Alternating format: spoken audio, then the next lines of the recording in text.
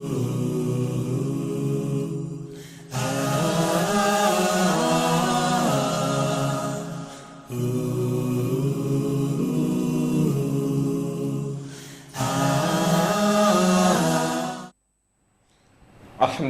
Rabbil Alamin, wa salatu wa salam ala Rasulullah.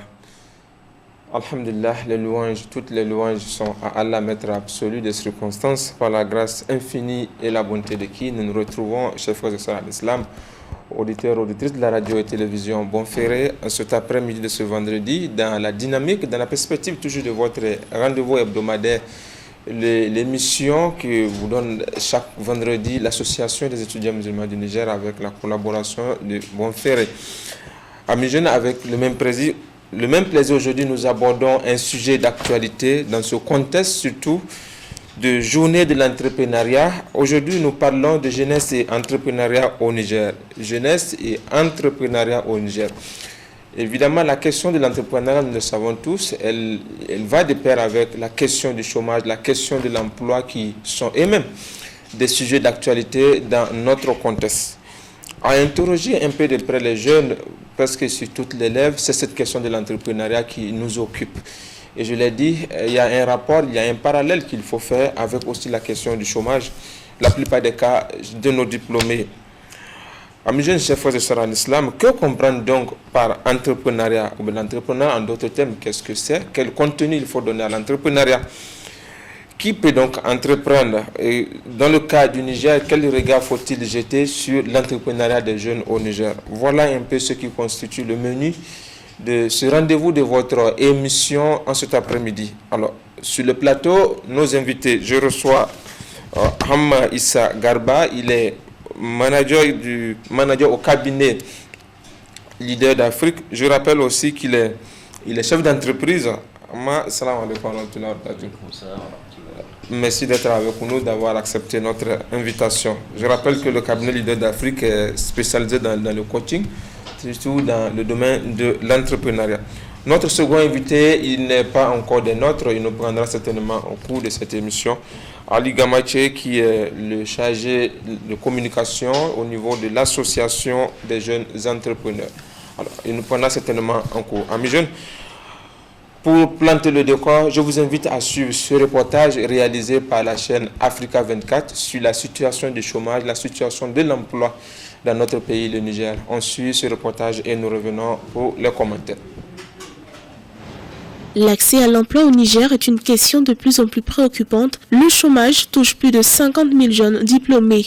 Les chiffres du gouvernement indiquent un taux de chômage en dessous de 3% en 2016, des estimations contestées par des organismes internationaux et de nombreuses organisations de la société civile.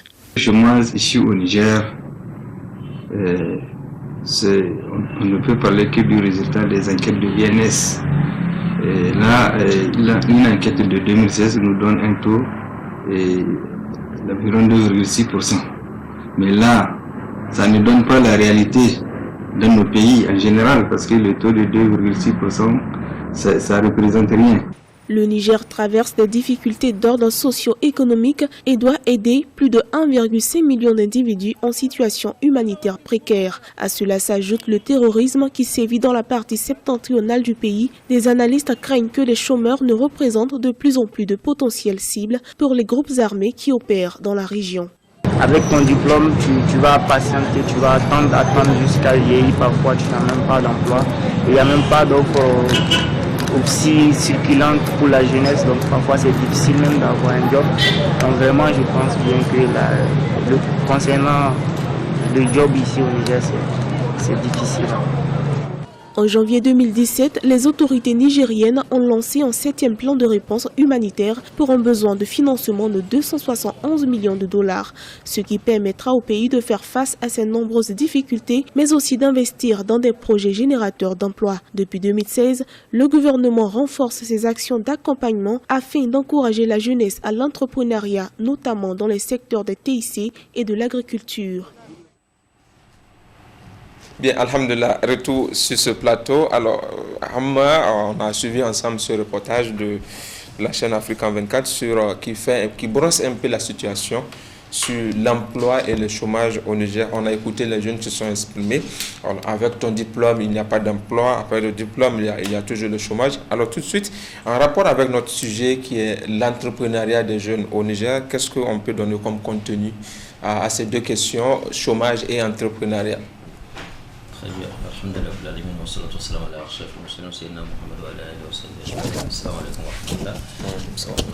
chers auditeurs, auditrices, téléspectateurs et téléspectatrices de Bonferré. Alors, je me réjouis d'être avec vous sur ce plateau pour traiter de cette question qui, je l'avoue, est embêtante aujourd'hui dans la situation de la jeunesse. Et ça, je le dis sur la base de ce que nous vivons, des demandes qu'il y a autour de nous. Et tout ce que j'ai dit tout de suite, c'est d'abord de circonscrire la notion du chômage. D'abord, je commence avec cet aspect qui est un peu négatif, je dis bien un peu négatif, pour aborder sur le volet positif. Le chômage, il faut le cadrer. Il faut déjà tamiser la société pour montrer le volet positif de ce chômage. Quelqu'un me dira, qu'est-ce qu'il y a de positif dedans? Positif, c'est que le chômage concerne une catégorie de personnes. C'est des personnes qui ont des qualifications, d'abord. D'accord? Je parle bien sûr du point de vue économique et qui sont à la recherche d'un emploi et qui ont travaillé moins de 24 heures pendant un mois. D'accord? Donc, ça veut dire que pour être considéré comme chômeur, il faut d'abord avoir une qualification, je ne dis pas un diplôme, avoir une qualification et ensuite être à la recherche d'un emploi. Ça veut dire que celui qui ne peut rien faire, on ne peut pas le traiter de chômeur. Celui qui est couché à la maison du matin au soir ou qui est assis sur une chaise au bord du goudron, ce n'est pas un chômeur.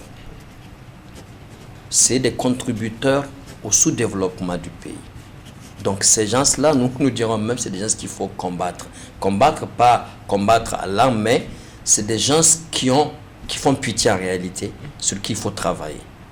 Il faut travailler avec certains partenaires, il y a déjà des réflexions sur ça. Il faut travailler pour les faire sortir de cet état.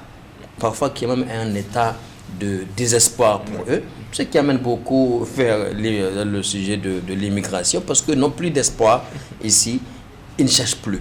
Il y en a, vous les écoutez, vous direz qu'ils ont cherché, fatigué, ils ont déposé des dossiers partout. Même pour avoir un stage, c'est un problème.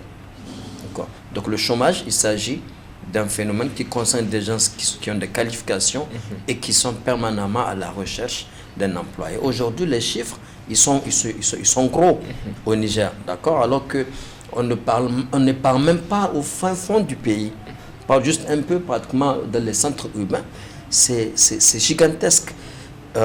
Sans parler concrètement de ce que nous on fait au niveau de notre cabinet, mais récemment on a fait deux recrutements. Le premier, on voulait une personne, un seul poste. Nous avons reçu 103 dossiers. Pour un seul poste. Pour un seul poste. On a passé cette étape. Après, on voulait 36 agents. Parmi ces 36 agents, il y a un poste, un agent de recrutement, si j'ai bonne mémoire, on a reçu 56 dossiers. Agent comptable, 150 dossiers. On comptait, à un moment donné, on était obligé de s'arrêter. On était, pour les 36 postes, à plus de 600 dossiers reçus par mail ou en dépôt physique dans nos services. Ça, c'est uniquement à Niamey. C'est pour montrer la situation alarmante particulièrement la jeunesse, parce que l'essentiel, les cheveux blancs par l'âge que nous avons reçus ne font pas 5% de cet effectif. Tous ce sont des jeunes qui sont à la recherche d'un boulot, d'un emploi. Oui. D'accord. Donc ça, c'est un peu la réalité de cette situation. Mais c'est que chaque année, il y a des nouveaux diplômés qui sortent. Chaque année, il y a des nouveaux diplômés qui sortent. Ceux-là, ils viennent grossir les chiffres. Qu'est-ce qu'il faut pour eux? Ces questions-là, on va les traiter aussi. Justement. Alors là, vous, en vous écoutez, vous faites un peu la part des choses. Vous donnez un contenu à qui est chômeur et qui qui ne l'est pas. Oui. Parce que là, il y a les différents aspects, les différents contours qu'il y a autour de cette question de chômage. Effectivement, qui est chômeur, vous l'avez dit, nous l'avons compris, c'est ceux-là qui sont permanemment à la recherche d'un emploi. Alors, ces dossiers, l'état des lieux que vous venez de faire, ces dossiers que vous avez, ce témoignage que vous venez de faire à travers les dossiers que vous avez reçus lors du recrutement que vous avez lancé. Alors, ces jeunes-là, est-ce qu'ils n'ont pas cet esprit d'entreprendre, de se rendre autonome, si on peut le dire, ou bien c'est forcément ces jeunes qui sont à la recherche d'un employeur? Alors, l'autre réalité qu'il faut effectivement souligner, c'est ce courage à prendre le risque. Le risque de s'initier à l'entrepreneuriat. On va revenir sur la définition. Oui. En fait, nous avons reçu une éducation au Niger, à travers même nos parents. C'est nos tontons, nos aînés, nos oncles vont tout de suite reconnaître l'idée de l'engagement décennal. L'État du Niger a dépensé pour former les gens, pour éduquer les gens. Et pendant pratiquement 2 décennies, si je ne me trompe pas, les diplômés étaient recrutés à la fonction publique avec même un engagement décennal. Engagement par lequel tu promets à l'État de ne travailler que pour l'État et d'être dans cette fonction. Après, on peut se libérer et faire autre chose. Et dans les dispositions du statut de la fonction publique, c'est qu'il est interdit aux fonctionnaires d'exercer une autre profession, même en dehors des ordres de service. Bon, tout de suite, aujourd'hui, pour nous, entrepreneurs, nous voyons que ce n'est pas, comment on dit ça, n'était pas bien. Alors que, effectivement, le chef de l'État, en ce moment, avait sa perception, c'est qu'il faut travailler, il faut donner le meilleur de soi, et après, il faut rentrer chez soi, être avec sa famille, se reposer, se ressourcer, pour le lendemain être plus performant au service. Et cette mentalité a été transmise à nous, autres enfants, qui fait que l'essentiel de ceux qui vont à l'école attendent à la fin de leur formation une ouverture d'un concours d'entrée à la fonction publique. Particulièrement, par exemple, quand je prends nous autres qui sommes passés par l'ENA, on a eu à faire la discussion une année, je me rappelle c'était en 2004, avec le SG de l'ENA, c'est-à-dire pratiquement le DGA, qui nous faisait cours, et on lui a avoué, disant que quand on faisait le concours et que dans les différentes sections, il y avait un effectif pour lequel le concours était ouvert, pour nous, cet effectif-là était attendu à la fonction publique. Il nous a dit non, en fait, c'était pas ça, c'est la capacité d'accueil de l'école. La mentalité, c'est quoi? C'est que je vais à l'ENA, je vais dans telle école, à la fin, j'attends un concours à la fonction publique pour devenir fonctionnaire. L'esprit de ne pas vouloir être un employé n'existe pas, en fait, n'est pas développé encore chez nous. C'est à ses débuts. Donc la jeunesse est beaucoup plus orientée sur l'esprit de chercher un boulot. Quand on va même après le bac, on veut choisir sa filière, on réfléchit pour voir quelle est la filière qui est la plus porteuse sur le marché de l'emploi. On ne se demande pas quelle est la filière avec laquelle je peux me lancer moi-même. D'accord? Je me rappelle l'acteur là qui a fait le film Desperado, il est en train de m'échapper. Il y a une petite vidéo qui est en train de circuler. Il partage, il donne même l'exemple même des États-Unis où à un moment donné, 75% des diplômés attendent un recrutement à la fonction publique. Mais la réalité, on va y venir, l'État ne peut pas recruter tout le monde. Pas recruter tout le monde. Donc c'est ça. Aujourd'hui, la jeunesse, malheureusement, une bonne partie, je dis bien une bonne partie parce qu'on constate avec aujourd'hui la semaine mondiale de l'entrepreneuriat et les activités qu'il y a par-ci par-là, à Niamey comme dans les régions, qu'il y a vraiment un éveil de conscience par rapport à... Donc, alors, monsieur Armand, le temps de rappeler à nos téléspectateurs qui viennent de nous prendre en marche, amis jeunes, vous êtes à votre émission jeunesse active. Aujourd'hui, il est question de jeunesse et entrepreneuriat au Niger. Jeunesse et entrepreneuriat au Niger. Qui peut entreprendre le regard sur l'entrepreneuriat des jeunes dans notre pays? Jeunes, là où vous êtes, vous avez également la possibilité de participer en direct à cette émission. Écrivez-nous, envoyez vos messages, vos questions ou vos contributions au 93 01 34 55 93 01 34 55 pour participer en direct à cette émission. Alama, la réalité que vous venez d'évoquer, à côté de cette réalité, de cette mentalité chez les jeunes de se faire recruter, de se faire employer. Aujourd'hui, nous sommes dans un contexte un peu pratiquement nouveau peut-être pour les jeunes Nigériens. Vous parlez de semaine mondiale de l'entrepreneuriat. Un peu partout, il y a des activités qui sont organisées. Alors, on parle un peu partout de l'entrepreneuriat, entrepreneuriat. Dans le contexte de notre pays, il y a même un ministère à qui ce travail a été dédié, a été confié, j'allais dire. Il y a aussi une association des jeunes entrepreneurs ici au Niger. Alors, entrepreneuriat par-ci, entrepreneuriat par-là. Les jeunes qui vous écoutent aujourd'hui, qu'est-ce qu'on peut comprendre réellement? C'est quoi l'entrepreneuriat? Très bien. Alors, quand nous faisons des formations sur l'entrepreneuriat, tout de suite, on commence par préciser l'orthographe de l'entrepreneuriat. L'entrepreneuriat, après entre peu, après le R de P, c'est EU qui vient au lieu de A. Comme notre ministère a été nommé entrepreneuriat avec P, entrepreneuriat, N-A-I-R-A-T, pour être dans le contexte de la notion que nous allons définir, il s'agit de N-E-U-R-I-A-T, entrepreneur, qui se lit en toutes lettres comme ça, écrit entrepreneuriat. D'accord, mais on le dit entrepreneuriat. Alors, ça vient du mot entrepreneur. D'accord. Alors, pour être dans la définition de l'entrepreneuriat avec le NEU, on va définir l'entrepreneur qui est celui qui crée une entreprise. On va aller de la notion de l'entreprise pour venir, on va parler, comme on dit, du terre à terre pour comprendre. On va pas aller dans les dictionnaires pour trouver, dire l'entrepreneur, c'est cela. Ça, on va aller sur les petits mots.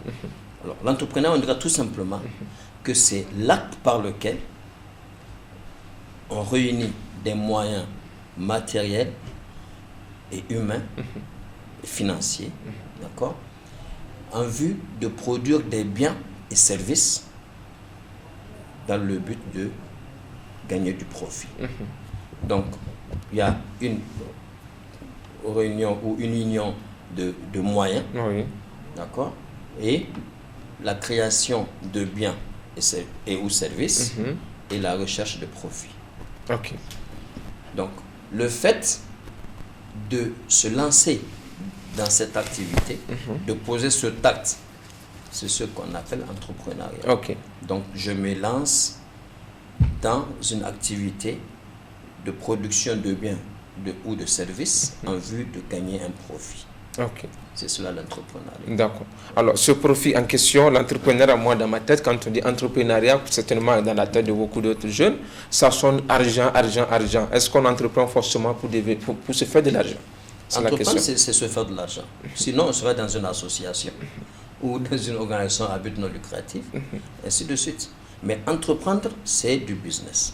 C'est subvenir à ses besoins et peut-être aux besoins d'une communauté bien donnée, mais en cherchant du profit.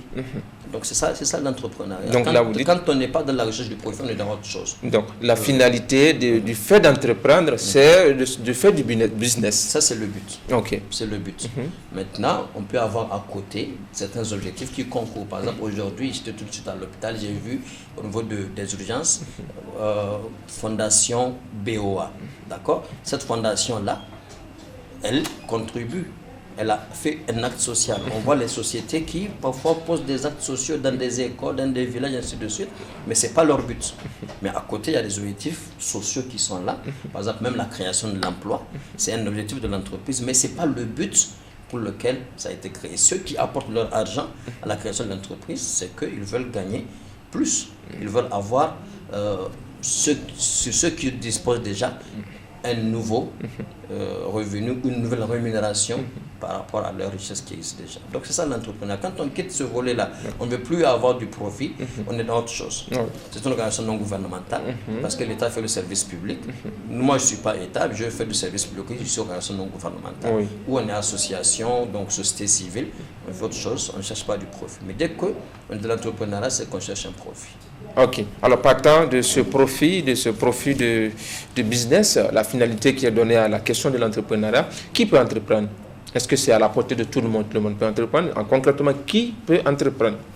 Alors, je comprends la question comme qui est exclu du domaine de l'entrepreneuriat. Il y a ça aussi. Alors, sur le principe de base, personne n'est exclu. Personne n'est exclu. Naturellement, nous sommes tous des êtres humains. Dieu nous a tous dotés de potentialité. Tous. Mais on se distingue par la capacité à réveiller ces potentialités-là. Il y en a un qui s'adore jusqu'à la mort. Il y en a, ça va se réveiller à un certain âge. Il y en a, ça va se réveiller sur la base de certaines circonstances. Mais en chacun a du potentiel. D'accord. Maintenant, pour aller concrètement sur le train de l'entrepreneuriat, c'est que il faut réveiller un certain nombre d'éléments dans ces potentialités-là pour pouvoir se lancer dans l'entrepreneuriat et ne pas se cogner au mur.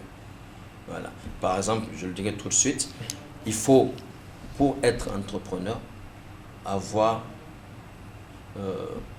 connaître sa capacité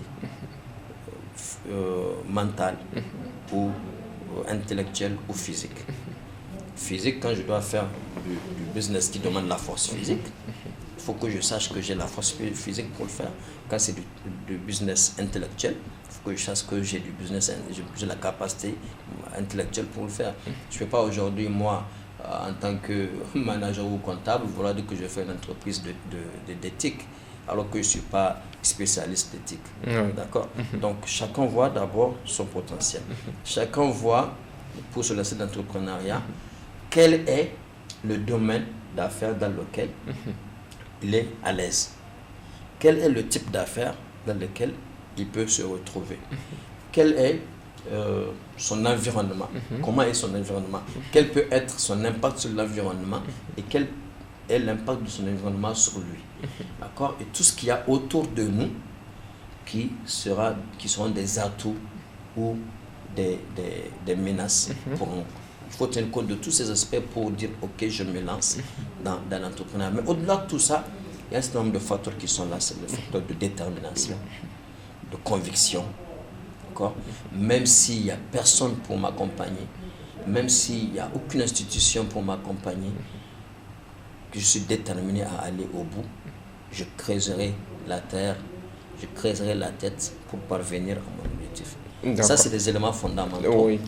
Et tout celui qui a ces éléments-là, il peut entreprendre. Alors, justement, parmi ces éléments fondamentaux que vous venez de citer, l'aspect de la détermination, l'aspect de l'envie, toujours de réaliser son objectif. Alors, généralement, on pense, la majorité des jeunes pensent que ces éléments, c'est des éléments purement théoriques dont on développe et qui ne peuvent pas être des éléments qui peuvent favoriser la concrétisation d'un projet d'entreprise. On pense forcément pour entreprendre, il faut de l'argent. Alors, le message de l'entrepreneuriat est adressé essentiellement aux chômeurs, aux jeunes qui sont en chômage. Alors, on n'a pas l'argent, je comprends, parce que c'est possible d'entreprendre. Je veux pas des moyens d'entreprise, en fait, financièrement parlant.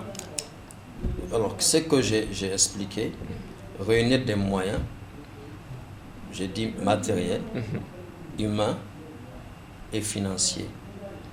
Ça dépend du secteur dans lequel je vais agir. Il y a des faits dans la vie, des témoignages dans la vie de gens qui ont commencé pratiquement la poche vide. D'accord. Mais avec l'énergie qu'il faut. Personnellement, je me rappelle d'un milliardaire ici au Niger. Il me l'a dit. On était assis comme toi et moi, comme ça. Et il m'a expliqué son parcours. Il cueillait des fruits au bord du fleuve, qu'il prenait dans un carton et qu'il allait vendre. Au point, il est arrivé, il a eu son petit vélo, qui est devenu vélo moteur, qui est devenu moto, qui est devenu véhicule. et qui est devenu milliardaire. Je me rappelle, avant qu'on ne se sépare, son dernier véhicule avec lequel je l'ai laissé quand on se séparait, le pneu de rechange coûtait 45 millions. Pneu Secours. D'accord, c'est le fournisseur qui me l'a dit clairement. Là, c'est le pneu, hein? Le pneu Secours fait 45 millions. Le pneu Secours de qui? D'un monsieur qui a commencé son business en cueillant des fruits au bord du fleuve.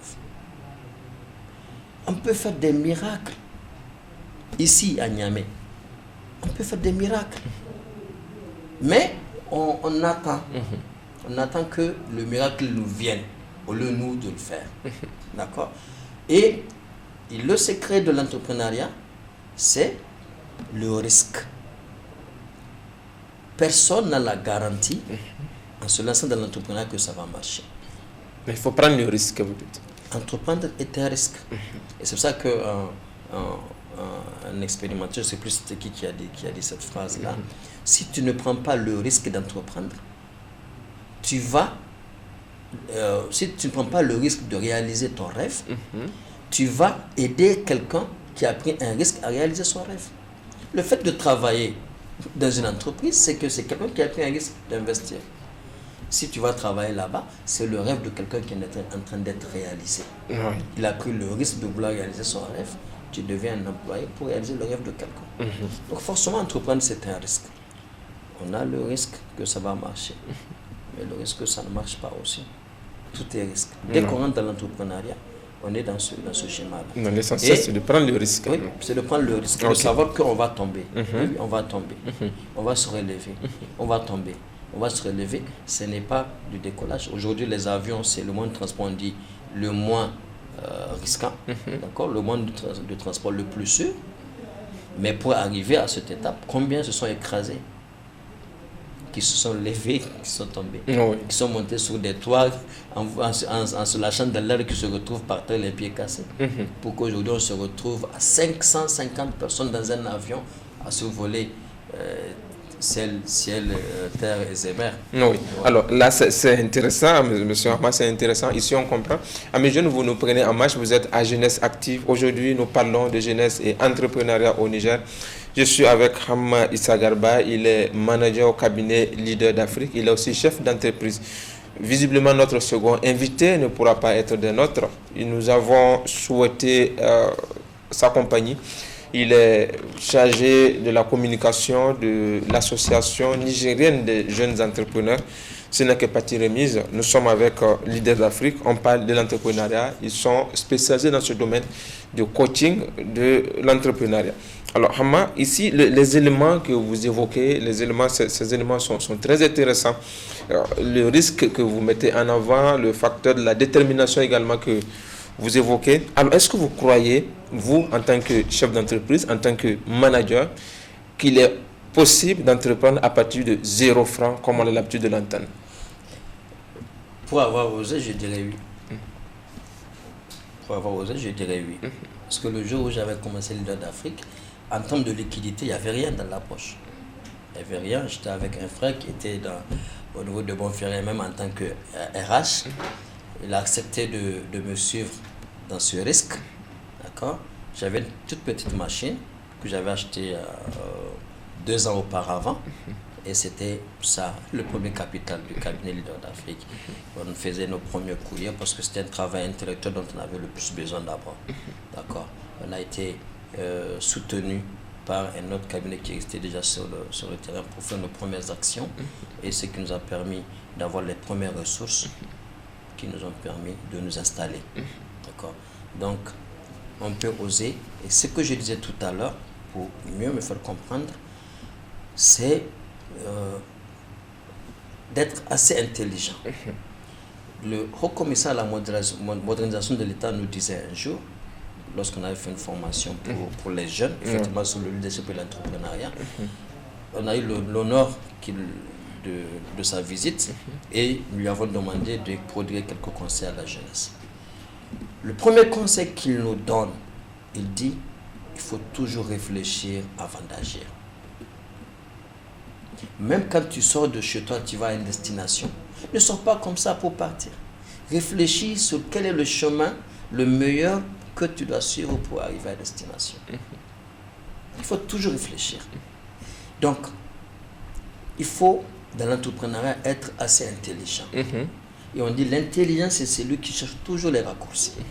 Ce n'est pas parce que la personne aime la facilité, mais c'est l'intelligence qui le pousse à chercher rapidement quel est le chemin le plus court. Et notre professeur nous a enseigné cela. Ouais.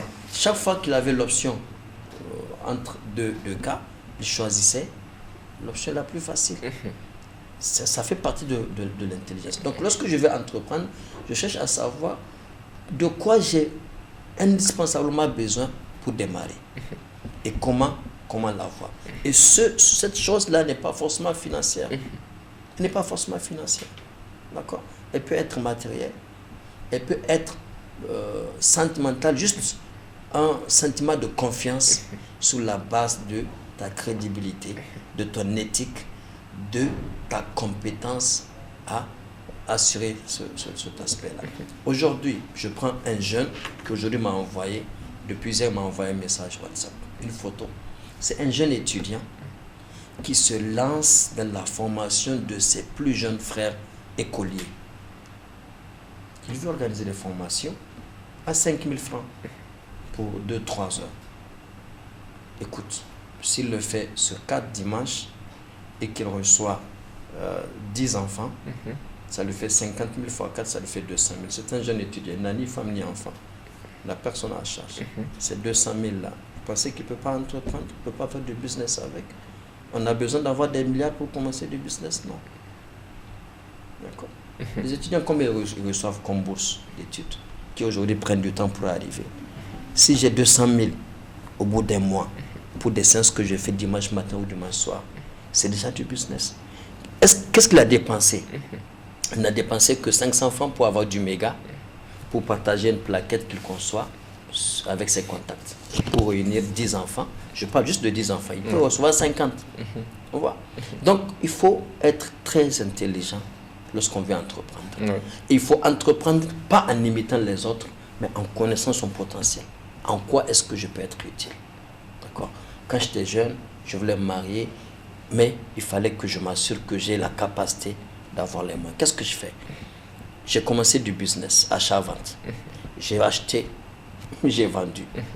Moins de 10 000 francs, j'ai acheté des petits livres Hisn Muslim, la c'est-à-dire de musulmans, j'ai vendu. Difficilement, j'ai pu recouvrer mon capital. J'ai dit, c'est pas mon style. Commerce, je suis nul. J'ai laissé. J'ai dit, qu'est-ce que je vais faire? Je vais essayer l'enseignement. J'ai commencé à faire des cours de maison et j'ai vu que ça donne. J'ai dit, alors, c'est bon, tu as un potentiel, va te marier.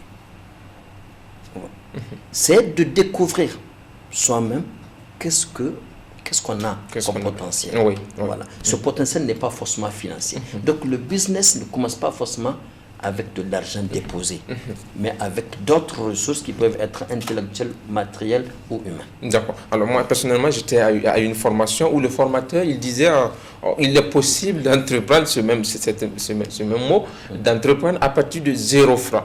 Alors 0 francs, ça veut dire que c'est 0. 0, c'est 0.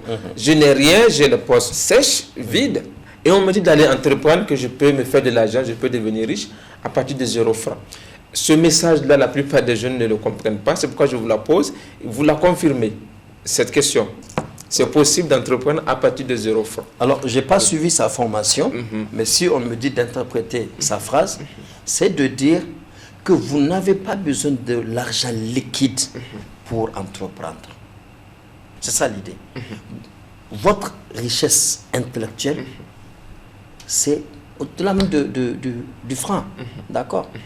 Ce que ça peut vous faire, regarde, nous sommes en cabinet, on utilise des formateurs. Il y a des formateurs qu'on paye 150 000 heures.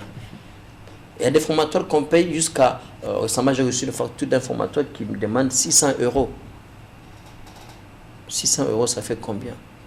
Plus de 360 000. La journée. D'accord? Donc, juste pour donner ce que tu as, j'ai du potentiel intellectuel, je veux le partager. Est-ce que j'ai besoin de l'argent pour animer une formation, pour gagner de l'argent? Non, j'ai déjà un potentiel, mais qui n'est pas du CFA, de la monnaie. Oui. Donc c'est dans cet esprit que je comprends ce business dont il s'agit. Tu peux te lancer dans un business en utilisant des moyens non financiers pour gagner des milliards. Vraiment des milliards. Parce que, bon, d'abord, nous sommes des croyants. Ta richesse, Dieu te l'a prédestinée. C'est que dans tous les cas, tu seras riche si Dieu te l'a prédestiné. Mais il faut utiliser les moyens qu'il a mis à ta disposition. On ne peut pas se rassasier sans manger. Oui. Bien que Dieu peut te le faire. D'accord? Il n'y aura pas de pluie sans les nuages. Mais Dieu peut faire tomber la pluie sans nuages. Donc il a mis des moyens pour nous. La conception de l'homme, il faut un homme et une femme. Et auparavant, il nous a montré qu'il a pu faire. Il a fait un homme sans père et sans mère. Il a fait un homme avec une mère sans père. Tout cela est possible, mais il nous dit que pour l'essentiel, utilisez les moyens que j'ai à votre disposition. Donc pour être riche, il faut utiliser des voies qui ne sont pas forcément des voies qui passent par l'argent. Ça, c'est le système capitaliste qui nous enseigne cela, que l'argent crée l'argent. Tout à fait, tout à fait. Alors, ce business non financier, justement, quand on prend l'autre revers de la monnaie, certainement ce message est plus adressé aux diplômés. Alors, quelqu'un disait que ceux qui crient chômage, généralement, c'est le diplômé. Ceux qui n'ont pas fait de longues études, qui n'ont pas ce gros diplôme, entre guillemets, comme on le dit, ils sont sur les marchés. Et encore, la règle générale montre que les grands entrepreneurs que le monde a connus, ils étaient en majeure partie des non-diplômés.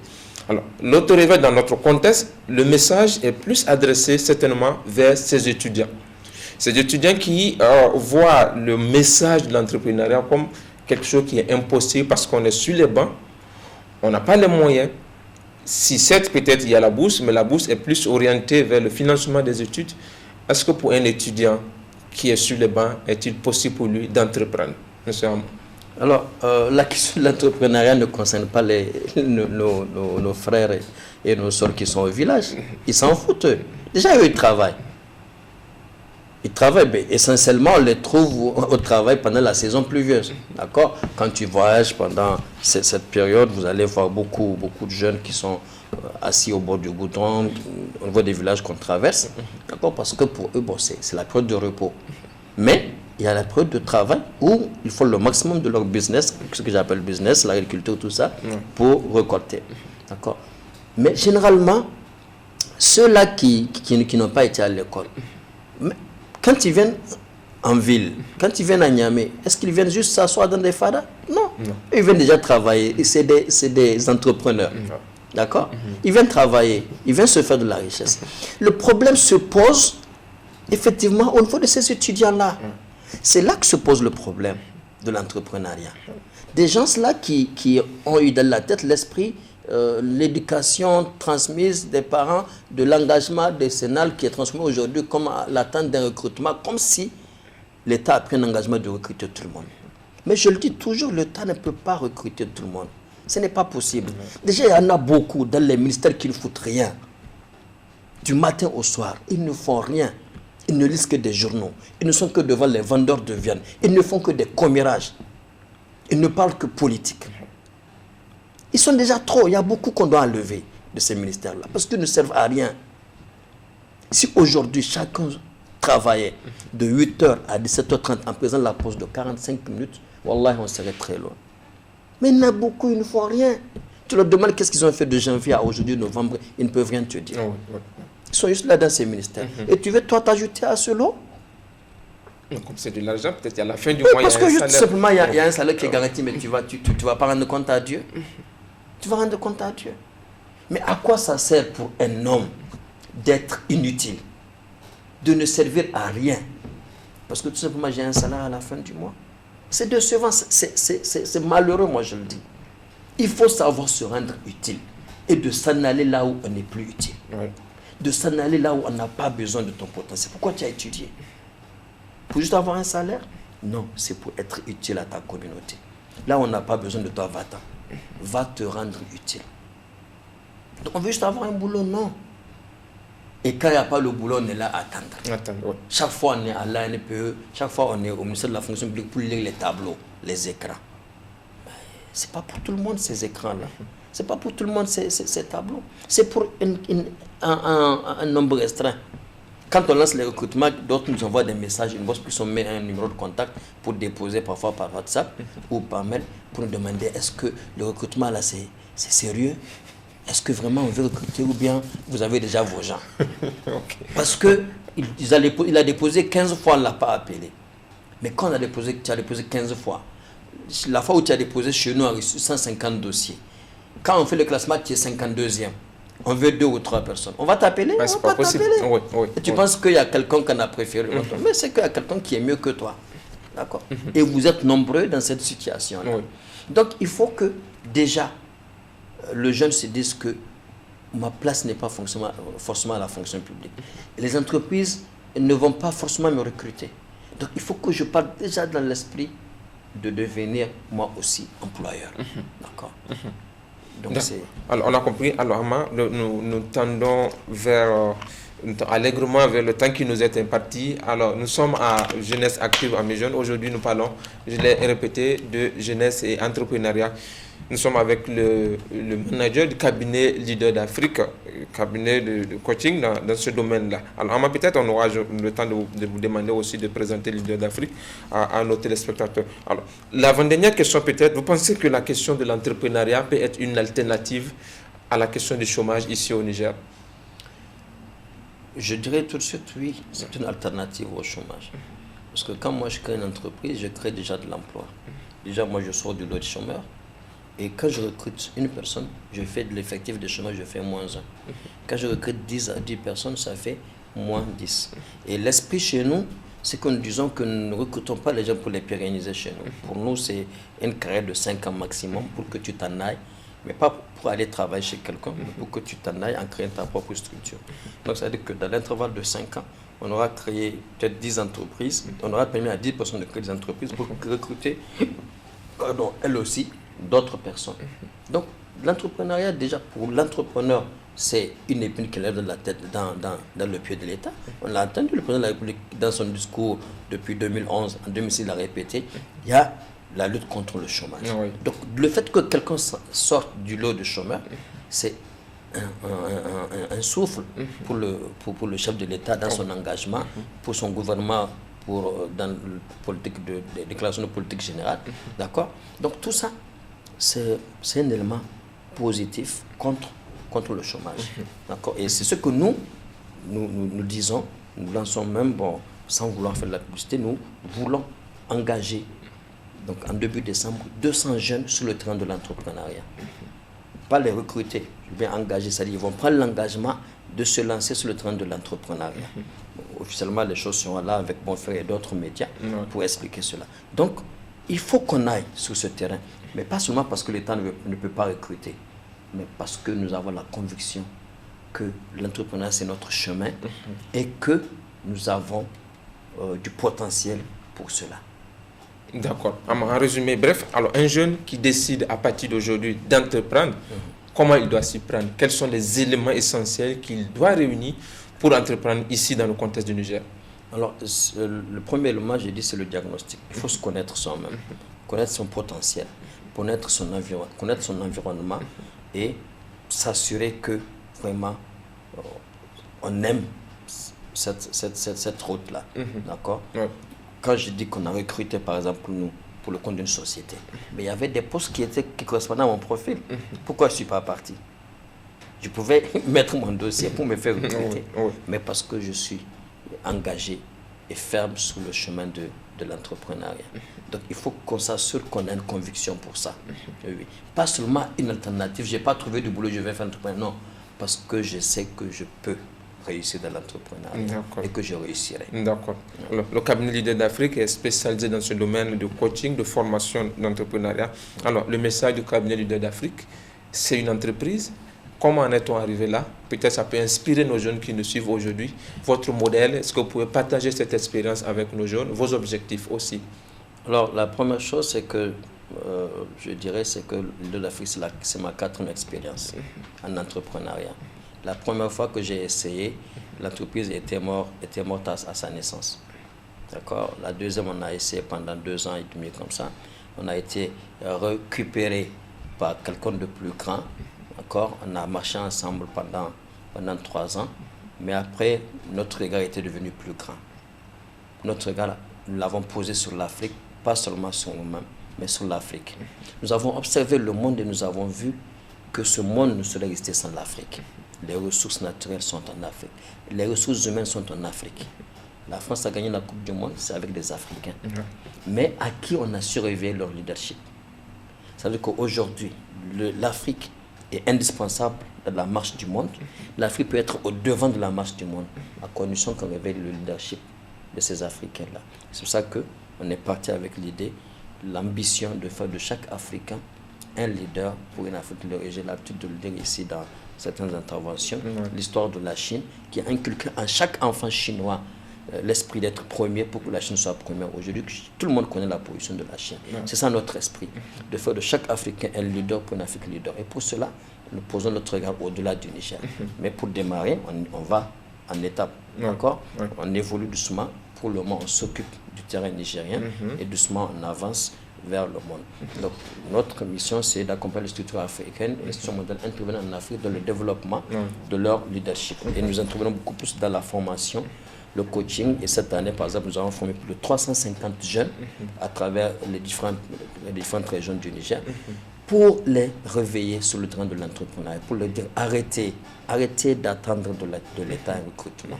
Arrêtez même d'attendre que nous, entreprises privées, on vous recrute. Il n'y a pas suffisamment de place. Il n'y a pas suffisamment de place. Donc, pensez à aller dans le train de l'entrepreneuriat. Quand vous étudiez, n'attendez pas de ce diplôme à un recrutement, mais prenez cela comme un potentiel pour vous pour aller sur le terrain de l'entrepreneuriat. C'est le message que nous adressons aujourd'hui à la jeunesse.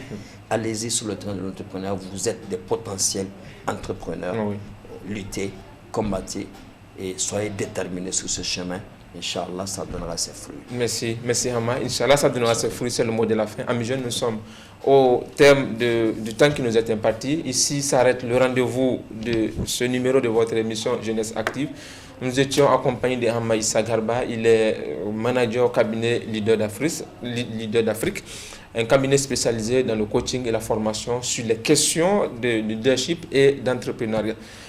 Nous avons compris le message. Il est possible pour les jeunes d'entreprendre au Niger et de réussir sur le domaine de l'entrepreneuriat. Il est également possible à toute personne d'entreprendre. Cette question de l'entrepreneuriat, elle est adressée à tout le monde. Il suffit tout simplement d'être convaincu, d'être déterminé et d'avoir connaître ses propres ressources. Amis jeunes, vous l'avez compris, l'entrepreneuriat des jeunes, c'est possible, c'est le message que nous retenons et les conditions sont réunies, c'est à la portée de tout le monde. Hama, merci d'avoir été des nôtres. Merci bien. D'avoir partagé cette expérience avec nos téléspectateurs. Espérons que le message également il est compris.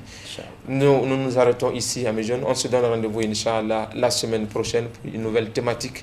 D'ici là, portez-vous pour vous bien. Que Dieu vous bénisse et que Dieu bénisse notre cher pays, le Niger. Merci à tous et à toute l'équipe de réalisation. Merci pour votre fidélité. Assalamu alaikum wa rahmatullahi wa barakatuh.